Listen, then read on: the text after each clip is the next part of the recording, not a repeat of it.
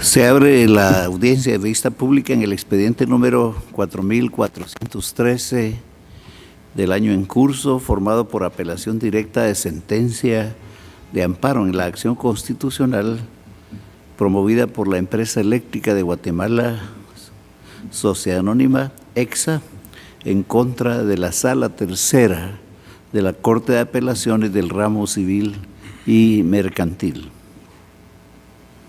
La secretaria general adjunta de esta Corte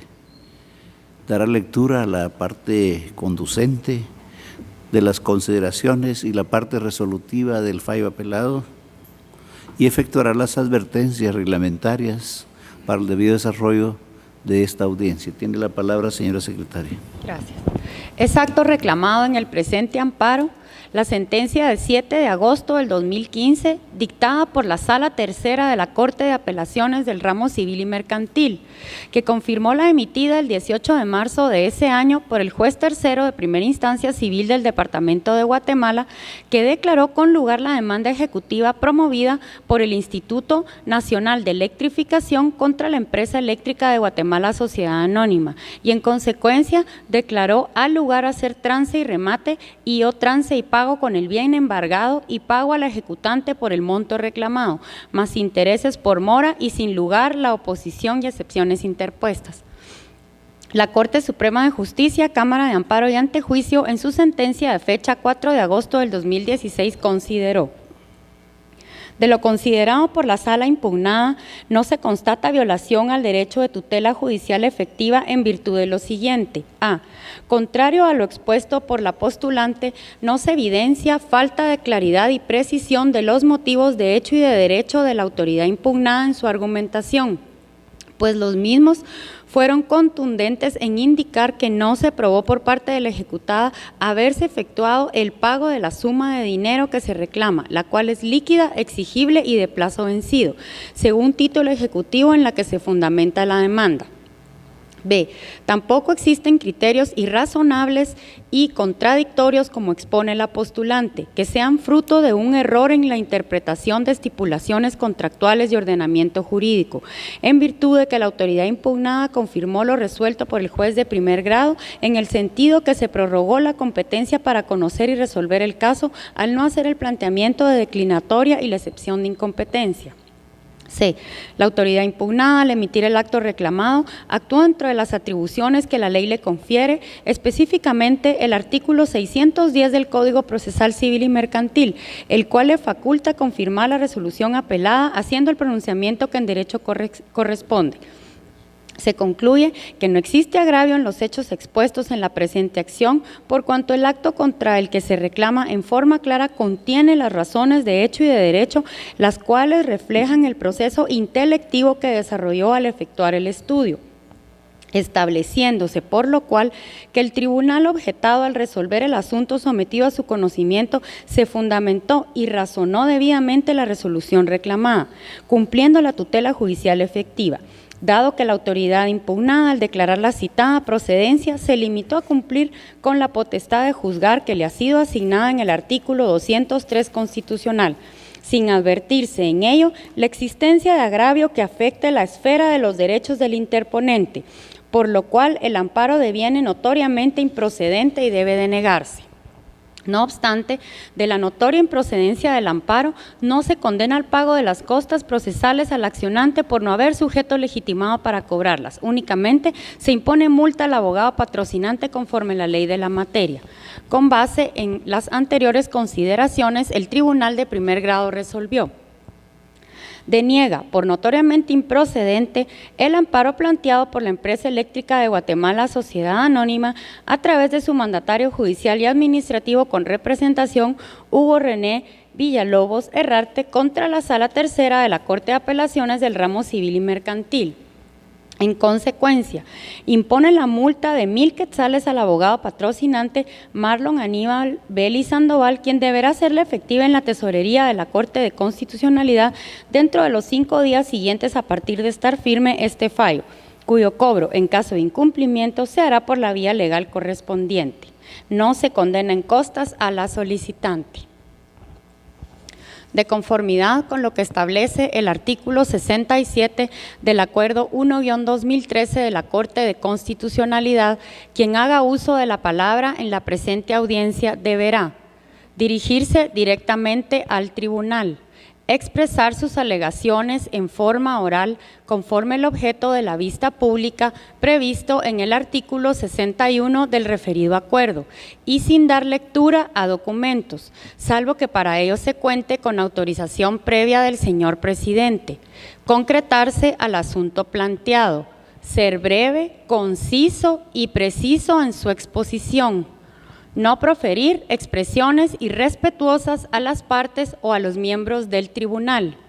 Y para la exposición de alegaciones, los intervinientes cuentan con un tiempo no mayor de 15 minutos. Es todo, señor presidente. Muchas gracias. Pueden hacer uso de la palabra en esta audiencia el apelante, solicitante del amparo y de la vista pública. Empresa Eléctrica de Guatemala, Sociedad Anónima EXA, por medio del mandatario judicial con representación Rolando García Oliva, quien actúa con su propio auxilio y con el del abogado Héctor Alfredo Aldana Reyes. Tiene el uso de la palabra. Muchas gracias, honorable magistrado. Buenos días, señores magistrados. Buenos días, abogados y público presente. Voy a desarrollar mi exposición primero imponiendo los antecedentes del presente amparo, que considero que es sumamente necesario, y posteriormente siendo puntual en los agravios denunciados y la violación al derecho constitucional señalado dentro del amparo. Se pide la autorización dentro de su tiempo.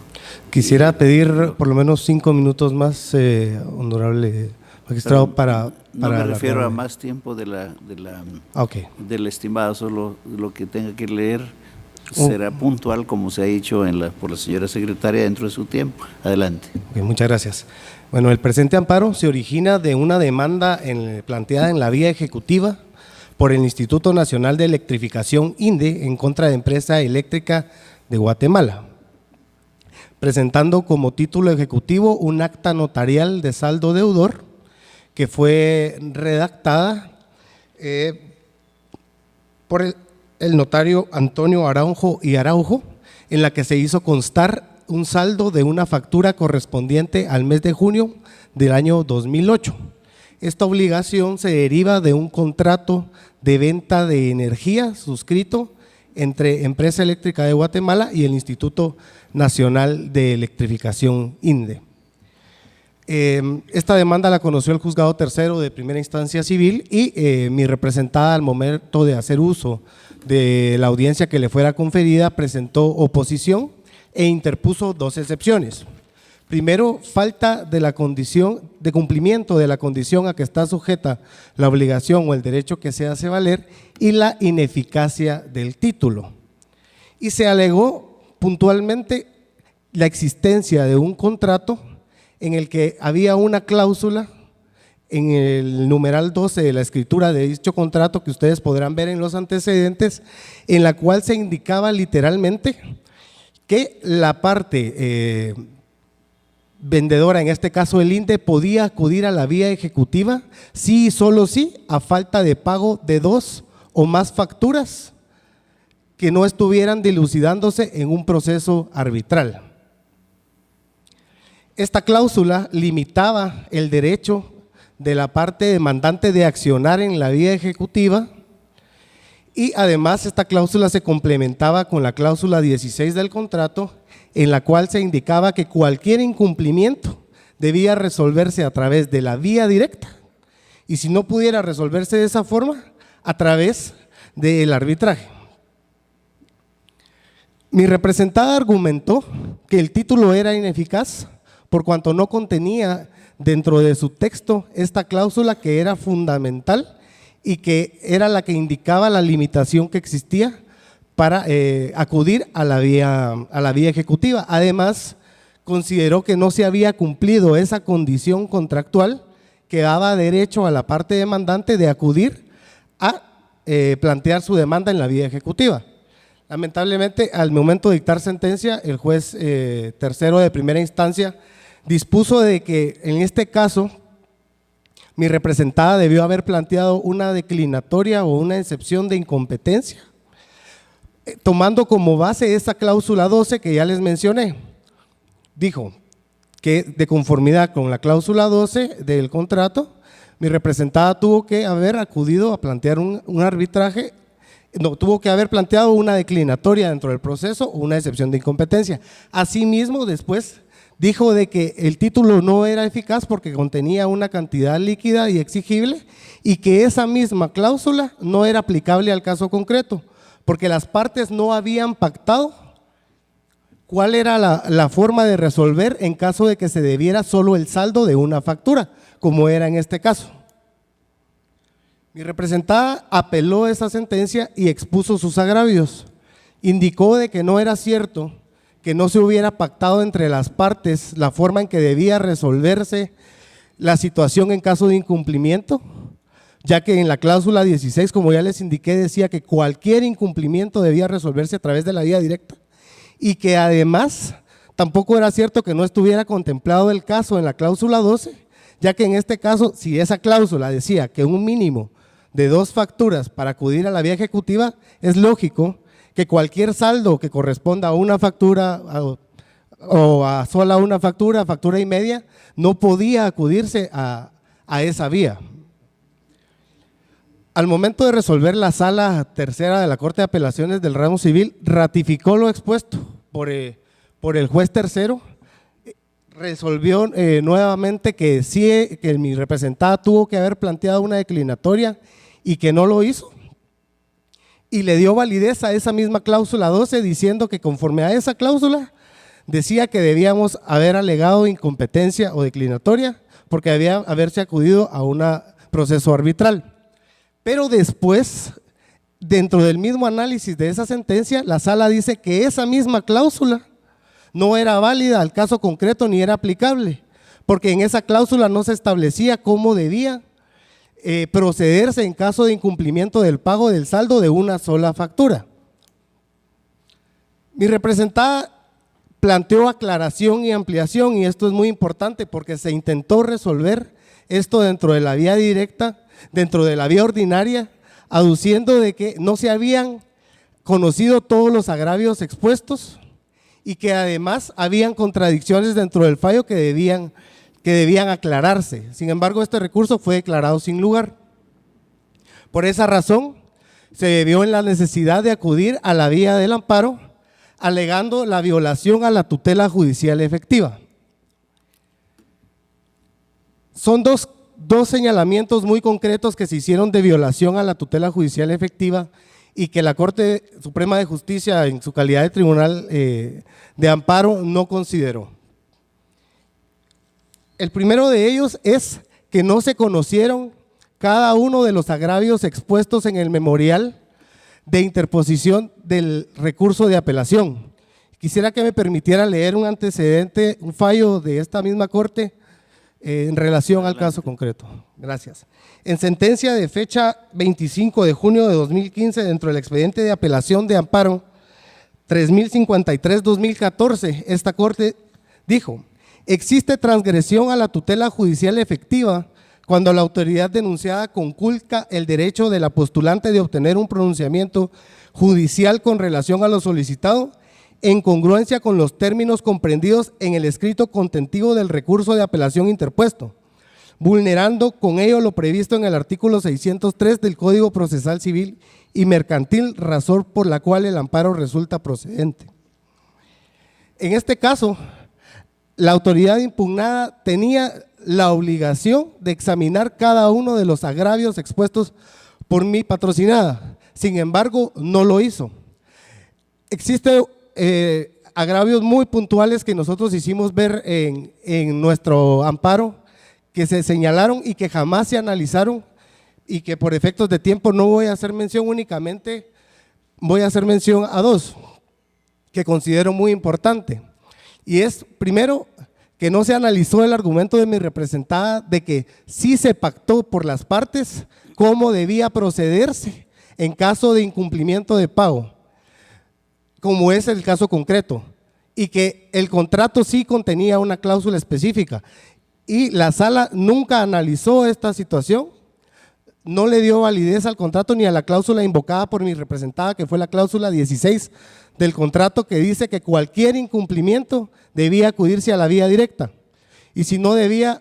se podía acudir a un procedimiento arbitral, y que en el caso de impago de facturas, la cláusula 12 la complementaba diciendo que con un mínimo de 2 facturas se podía acudir a la vía ejecutiva. Este argumento consideramos era muy importante de analizar porque la sala se fundamentó en el hecho de que no se pactó supuestamente por las partes cómo debía resolverse.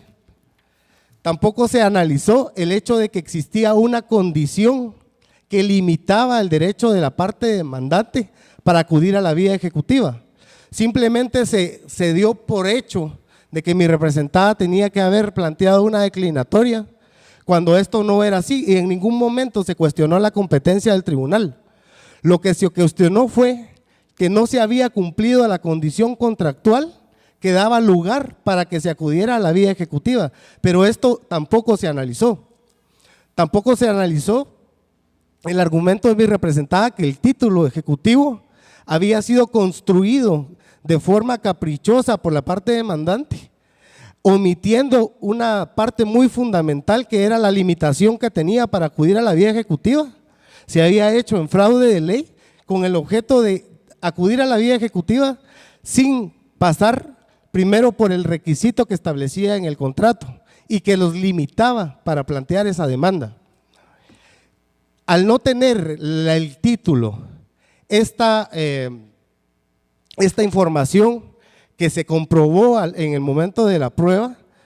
el juez no podía determinar la exigibilidad del mismo, y si no se podía determinar la exigibilidad, el título era ineficaz. Estos fueron argumentos que jamás se analizaron por la sala y que creemos que eran totalmente necesarios. La omisión de análisis de estos argumentos constituye una evidente violación a la tutela judicial efectiva. Por eso es necesario que se otorgue el amparo por esta razón, para el solo efecto de que la sala entre a analizar todos los argumentos expuestos por mi representada, tal y como esta misma Corte lo ha pronunciado ya en fallos anteriores como el que leí. Adicional a esto, y este es el segundo punto que también viola la tutela judicial efectiva, es que la sentencia dentro de su cuerpo y dentro de su análisis contiene una evidente contradicción en relación a la aplicación de la cláusula 12 que ya les mencioné. Primero, para declarar sin lugar la excepción de falta de cumplimiento de la condición a que está sujeto el derecho que se hace valer, le da validez a la cláusula 12 que dice que para acudir a la vía ejecutiva es necesario que exista un mínimo de 2 facturas pendientes de pago que no estén dilucidándose en un proceso arbitral, y se apoya en ella para decir que mi representada tuvo que haber planteado una declinatoria o una incompetencia, pero luego para analizar y para resolver la excepción de ineficacia del título dice que esa misma cláusula no es aplicable en el caso concreto, que esa cláusula no tiene validez y que el caso concreto no fue acordado por las partes. Esto realmente es una contradicción dentro de la misma sentencia en perjuicio de mi representada. Primero, se le da aplicación a una cláusula contractual para denegar una excepción interpuesta por mi representada, y posteriormente se dice que esa cláusula no aplica para resolver igual contrariamente otra excepción planteada por mi representada. No es posible que dentro de un mismo fallo se pueda otorgar validez en perjuicio y luego no darle validez a una misma cláusula también en perjuicio de una de las partes. En todo caso, si se le iba a dar aplicación a esta cláusula contractual que fue invocada por mi representada, debió haberse hecho de forma plena, debió haberse analizado esta limitación, y además todavía con el agravante de que se afirma de que mi representada tenía que haber acudido a plantear una declinatoria, y se afirma de que nunca se dijo, nunca se pactó cómo debía procederse por el caso de falta de pago de una sola factura, cuando en el contrato existe una cláusula que abarca cualquier incumplimiento de las partes que dice que debe agotarse la vía directa. Estas dos contradicciones, señores magistrados, la primera que ya les mencioné de la falta de análisis de todos los agravios expuestos por mi representada y esta contradicción que se da dentro de la sentencia, tuvieron incidencia en el resultado. No pretendemos nosotros convertir el amparo en una tercera instancia, ni que con esto nosotros pretendamos tampoco que se revoque o se cambie el sentido del fallo. Lo que nosotros pretendemos es que se conozcan todos y cada uno de los agravios y fundamentos de derecho que nosotros expusimos en nuestro memorial de apelación cuando apelamos nosotros la sentencia emitida por el juez tercero de primera instancia. También queremos que la sentencia no contenga contradicciones, que la sentencia no se contradiga a sí misma, que sea razonable. Y creemos que esta es la única vía por la cual se puede restituir el derecho de mi representada a obtener una tutela judicial efectiva. Lamentablemente, la Corte Suprema de Justicia no lo consideró así y dentro de su análisis ratifica nuevamente lo dicho por la Sala Tercera y lo que fue lo mismo que dijo el juez de primera instancia. Por eso consideramos que en esta oportunidad, en la apelación, ustedes pueden analizar esto expuesto por nosotros y al analizarlo ustedes se darán cuenta que es cierto lo afirmado por Empresa Eléctrica, que no se le proveyó una debida tutela judicial efectiva y es necesario otorgar el amparo, suspendiendo de forma definitiva el acto reclamado y que se ordene que se emita un nuevo fallo en el cual se observe el derecho a la tutela judicial efectiva, entrando a conocer todos los agravios, todos los fundamentos de derecho y de derecho, y que no tenga contradicciones, y que esas contradicciones no sean en perjuicio de mi patrocinada. Le informo que tiene 2 minutos. Ya con esto finalizo, señor magistrado. Muchas gracias. Gracias. Ahora le corresponde el turno al Ministerio Público a través de la Fiscalía de Asuntos Constitucionales, por medio de la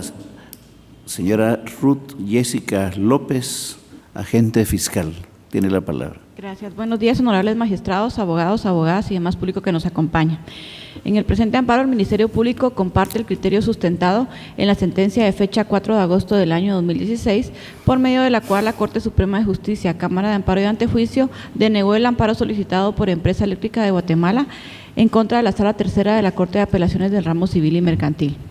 Este criterio es congruente con lo indicado por el Ministerio Público, pues se considera que la sala recurrida resolvió de conformidad con la ley y las consecuencias procesales el recurso de apelación sometido a su conocimiento, respecto del cual se pronunció sobre todos los agravios expuestos por el ahora amparista, y consideró que la sentencia conocida en apelación debía confirmarse y declararse con lugar la ejecución promovida por el Instituto Nacional de Electrificación en contra de la Empresa Eléctrica de Guatemala. Se consideró además que, si bien es cierto, el amparista presentó oposición y excepción de falta de cumplimiento de la condición a la que estaba sujeta el contrato, si su pretensión iba dirigida a que previo a iniciar la ejecución se debía someter esa situación a arbitraje, debió presentar declinatoria o excepción previa de incompetencia, de conformidad con lo establecido en el artículo 117 de la Ley del Organismo Judicial, lo cual el amparista pues no hizo en ningún momento. Él indica de que no se cumplió con la cláusula del contrato, pues esta cláusula indicaba que si se daba el incumplimiento de 2 o más facturas, se podía acudir a la vía ejecutiva, lo cual, según su criterio, no acaeció por haber realizado un pago parcial. Sin embargo, como indicó la sala, un pago parcial pues no hace de que se tenga por cancelada una factura, sino que la factura aún sigue vigente para su cobro. Y por lo mismo, pues sí era procedente el título ejecutivo contenido en el acta notarial para dar trámite al juicio ejecutivo. Y tal como lo consideró la Corte Suprema en la sentencia que hoy se conoce en apelación, sí se resolvieron todos los agravios que expuso el amparista y él en ningún momento indicó o hizo valer de qué manera él ya canceló la cantidad líquida y exigible que se le está pretendiendo cobrar por medio del juicio ejecutivo, por lo que el juicio continúa en contra de la empresa eléctrica de Guatemala. En ese sentido, se considera que lo expuesto en el acto reclamado es congruente con las constancias procesales y se determina que tanto en primera como en segunda instancia y ahora en primera instancia constitucional, al amparista ha hecho uso del derecho de defensa y el debido proceso, y los recursos interpuestos le han sido resueltos de conformidad con la ley, y el hecho de que lo resuelto sea incongruente con su petición no significa que exista violación constitucional, pues la autoridad recurrida ajustó su actividad jurisdiccional a lo establecido en los artículos 602 y 610 del Código Procesal Civil y Mercantil. Esta Corte ha indicado que sin la existencia que el agravio es un elemento esencial para la procedencia del amparo, y si su concurrencia no es posible el otorgamiento de la protección constitucional, sobre todo cuando la autoridad recurrida ha actuado de conformidad con la ley rectora del acto reclamado. Este criterio ha sido sostenido en la sentencia emitida en el expediente 2563 del año 2007. Por lo que esta Fiscalía solicita que al momento de conocer el recurso de apelación, al ser evidente la inexistencia de agravio, el mismo sea resuelto sin lugar y en consecuencia se confirme la sentencia de fecha 4 de agosto del año 2016 y se deniegue el amparo solicitado por la empresa eléctrica de Guatemala. Gracias. Se concluye la presente audiencia.